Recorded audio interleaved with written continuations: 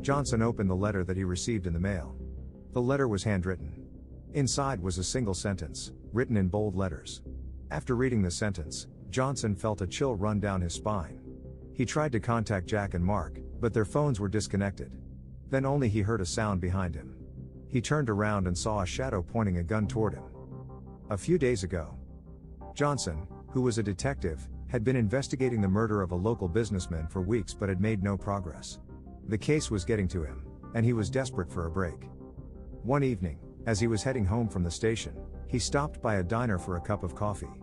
As he was sipping his coffee, he overheard two people sitting at the next table discussing the murder of the same businessman. Intrigued, he turned to them and asked, "Excuse me, I couldn't help but overhear your conversation. Do you know about this case?" The two people, both in their late 40s, introduced themselves as Jack and Mark. "You also seem interested in this case," Mark said. "Yes, I am investigating this case, that's why," Johnson smiled. Jack and Mark looked at each other and didn't say anything for a few minutes. "Don't worry. I won't do anything to you unless you are the culprits," Johnson laughed. Jack smiled and said, "I don't know if you will believe us or not." "Try me," Johnson said. After a brief pause, Mark said, "Have you ever heard of the parallel universe?" "Parallel universe?" "Imagine there's an infinite number of universes," Jack said, "each one slightly different from the last. In one universe, you might be a rich man, but in another, you might be a poor man. Every possibility exists in a parallel universe." Mark leaned forward and said, "Well, what if I told you that we have discovered a way to travel between parallel universes?" Johnson's curiosity was piqued. "What?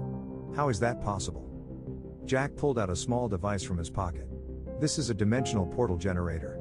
We've been working on it for years, and we finally got it working." Mark said, "We can take you to a parallel universe where the businessman you're looking for was not murdered. You can question him, and maybe find some leads." Johnson was hesitant, but he was also desperate. He decided to take the risk and go with them. The duo activated the portal generator, and Johnson felt himself being pulled into a vortex of light. When he emerged on the other side, he found himself in a world that was almost identical to his own. Upon investigation, he found that the businessman was a truck driver in this universe and was killed in a road accident. Other than this, Johnson didn't find anything useful. He couldn't shake off the feeling of unease that came with his trip to the parallel universe. The idea that there were infinite versions of himself and his world out there was both thrilling and terrifying. He decided to do some research on the topic and couldn't help but wonder what his alternate selves were up to. Did they share the same career path, or had their lives taken a completely different turn? Were they happy, or struggling with their problems? The thought of it all was overwhelming, and he soon found himself consumed by it. One day, as he was sitting in his office, Jack came running to meet him. "Detective, I need your help," Jack said, looking worried. "Something's gone wrong." Mark was doing an experiment when a portal opened and someone pulled him inside the portal and disappeared. Johnson agreed to help, and the two of them set out to find Mark. They began their search. They traveled to various universes and finally found Mark in a universe that was vastly different from their own. The sky was a deep shade of red, and the buildings were made of a strange, shimmering material. Johnson couldn't help but feel disoriented as he stepped out of the portal generator. But there was no time to waste. They took Mark and came back to their universe. "What are you two doing and where am I?" Mark shouted. "We are saving you." "I was going to the hospital to treat a patient," Mark shouted again. "Hospital?" Johnson said in wonder. "Yes, I am a doctor." Jack and Johnson looked at each other in shock, and Jack said softly, "I think we brought Mark of that universe to our universe." "So, our Mark is still in that universe," Johnson replied softly. They grabbed Mark and journeyed back to his universe. They left Mark there and started searching for their Mark again. After some hours, they found Mark unconscious in an abandoned lane. They grabbed him and came back to their universe. "Mark, tell us what happened there?" "A masked man grabbed me and took me to that universe. I tried to fight with him, but he beat me until I was unconscious," Mark said after coming to consciousness. Who was this masked person? Johnson thought. Should we travel to this universe? Let's call our universe number 1 and this other universe number 2 to clear the confusion, Jack said. Let's do it. Mark, Jack, and Johnson traveled to universe 2 and spent some time there. They saw their versions there. In universe 2, Mark was a doctor, Jack was a beggar, and Johnson was a movie maker.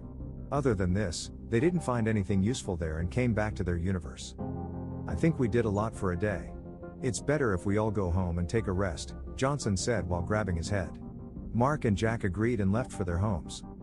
Johnson took a bottle of beer and started drinking it. Then only he received a letter in the mail.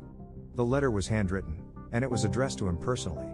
Inside was a single sentence, written in bold letters. After reading the sentence, Johnson felt a chill run down his spine. He tried to contact Jack and Mark, but their phones were disconnected. Then only he heard a sound behind him. He turned around and saw a portal opening. He got terrified and fell to the ground. A shadow emerged out of the portal pointing a gun toward him, and Johnson shouted after watching the face. The shadow came closer to Johnson and smiled. "Hello, Johnson. Don't be scared. I am you from the other universe. But you don't look like the movie maker I saw." "Movie maker?" Johnson laughed. "I am not a movie maker." "Not a movie maker? So, is he from any third universe?" Johnson thought. "What should I call you? J3? Johnson from the third universe?" Johnson said in a confused tone. "J3? Cool. You can call me that." J3 took out a gun from his pocket and asked Johnson to bring Jack and Mark to him.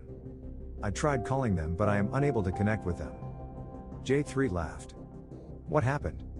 "You are such a fool, Johnson. It's sad to see that my version of this universe can be fooled so easily," J3 continued laughing. Then only a portal opened behind J3. He turned back and pointed the gun toward the portal. Mark and Jack come out of the portal with guns in their hand pointed toward J3. "What the hell? Where are you coming from?" Johnson shouted at both of them. Jack and Mark ignored Johnson and kept eye contact with J3. "If I am not wrong, then they are coming from my universe," J3 laughed. "But why would they go to your universe?" Johnson asked in a confused tone. J3 laughed continuously and stopped after some minutes. He took a deep breath and said, "They went to my universe to kill me. It's as simple as that." "What the hell? You two went to kill my version of the other verse? But why?" Johnson shouted. Mark shot Johnson in the knee. Johnson fell to the ground and screamed. Jack said in an angry tone, "We don't have time for your bullshit." J3 smiled and said, "You think you will do all this and no one will do anything to you?" A portal opened behind Mark and Jack. A shadow came out of the portal and shot both Mark and Jack in the head, killing them instantly. Johnson is again shocked to see the person who shot Mark and Jack. It was his version of the second universe, which was a movie maker. J3 smiled. "Nice work, Stryker." "But you were a movie maker?" Johnson asked. "That's only for the rest of the world," Stryker laughed. "Then, what's all this?" Johnson asked in pain while grabbing his leg. J3 smiled. "Mr. Detective, please calm down. He is Stryker. When I came to know what Mark and Jack could do, I asked for his help. By the way, nice timing, Stryker," J3 laughed loudly. "What the hell is going on? Please tell me," Johnson said in a painful tone. J3 looked at Johnson and said, "Let me make it clear to you. Your culprit is in front of you." "What are you saying?" "Wait for a second. Are you saying that?" J3 interrupted, "That I killed the businessmen of your universe." "What the hell?" "Mark and Jack came to my universe to ask me to kill the businessmen of your universe. That businessman was not any small businessman but a billionaire running a drug empire here and was also using the dimensional portal generator. He was running a drug empire in this universe and other universes also. Mark and Jack came to me and gave me a contract to kill him. They both are the head of a rival drug empire who wanted to get rid of Mortal, the businessmen. I came to this universe along with them and killed the businessmen. I asked for my reward, but they asked for some time. I waited, but they never came. I was the one who kidnapped Mark and took him to another universe, but I had to leave him there as I had urgent business to do. Later on, I threatened to expose their plans. I sent them a letter." Johnson interrupted, "That letter reached me." J3 continued, "I asked the Stryker to deliver it to Mark's residence, but he delivered it to you. I think he made a mistake. So, where was I?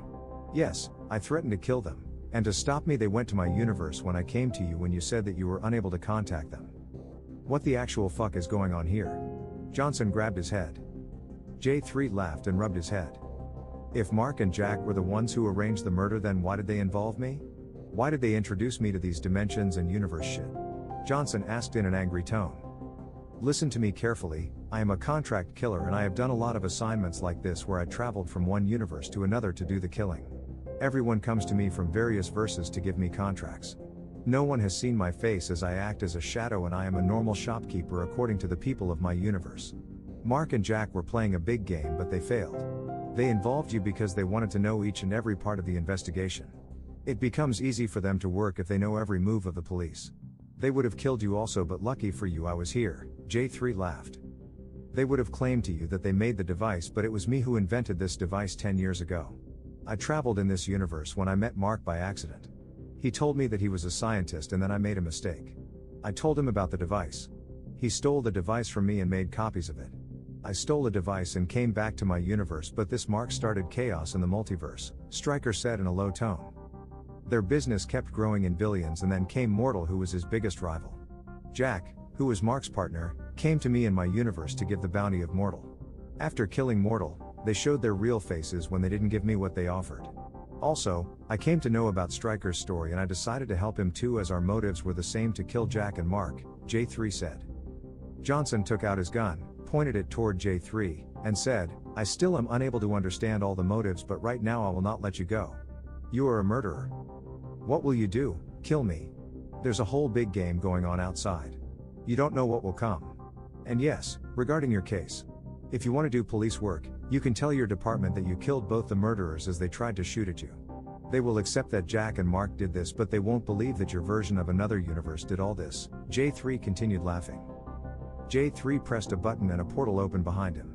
He looked at Johnson, smiled, and started walking toward the portal. Stryker kept looking at Johnson till J3 left through the portal. It will not feel good to kill your version of another universe. Keep this gun to yourself and enjoy the simple life that you were enjoying, Stryker said while pressing the button. A portal opened and Stryker said, now, you are also involved in all this shit. Keep yourself safe. Anyone can come to attack you. You play low-key. Very nice. I did nothing and now I'm involved in all this? Johnson laughed. Stryker smiled and left through the portal. Alone in the room, Johnson kept laughing madly while lying on the floor.